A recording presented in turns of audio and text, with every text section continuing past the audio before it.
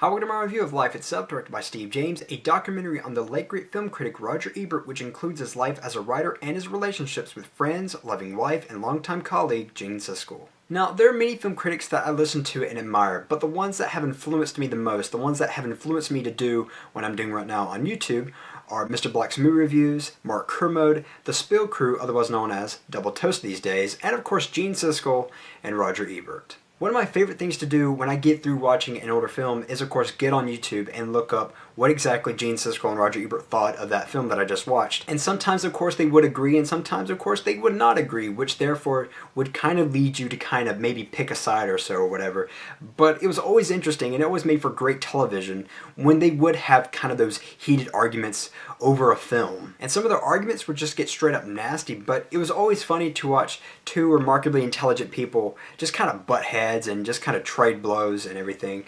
But it never felt as if one was truly outdoing the other. It always felt even because they were both really good at kind of arguing. But what was even better was watching them agree on a film that they both loved and watch their faces just completely light up like they're kids. Now, there seems to be this great fallacy that all film critics are very snooty, very snobby, and very condescending. However, that's really not the case unless you're someone like Rex Reed, who apparently hates every freaking thing. Although it does indeed depend on the style, most film critics are kind of like Gene Siskel and Roger Ebert.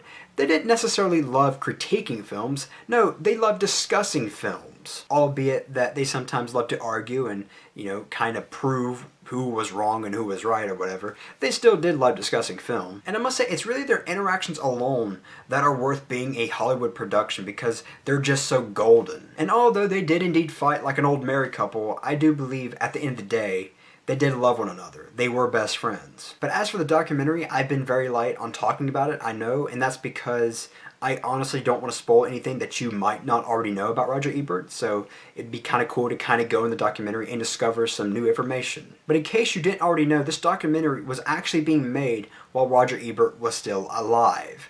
However, unfortunately, he did pass before the film could finish. So there are scenes with Roger Ebert in the hospital which I honestly did not expect to see. But what's so amazing about this documentary is how intimate it is, and I really had to applaud Roger Ebert for being so open and letting us into his life for that brief period of time. In the documentary, we do get a look at Roger Ebert and his relationship with Chaz Ebert, his wife. We also get to see him sort of deal with his health, how it's slowly declining, and we get to see how brave he is throughout all of this. And Roger Ebert was indeed a very courageous and bold person.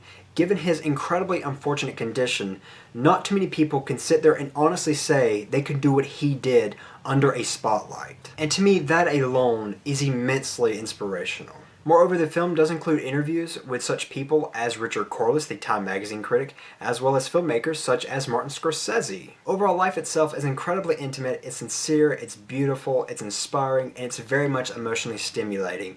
I smiled, I laughed, and I almost teared up. It's very, very good. By the end of the documentary, I really did feel as if I knew who Roger Ebert was, not as a critic, but as a person. So I'm going to give Life Itself 2 thumbs way up, which translates to a 4.5 out of 5. As always, I'm Colyn Kirkland, and thank you so much for watching.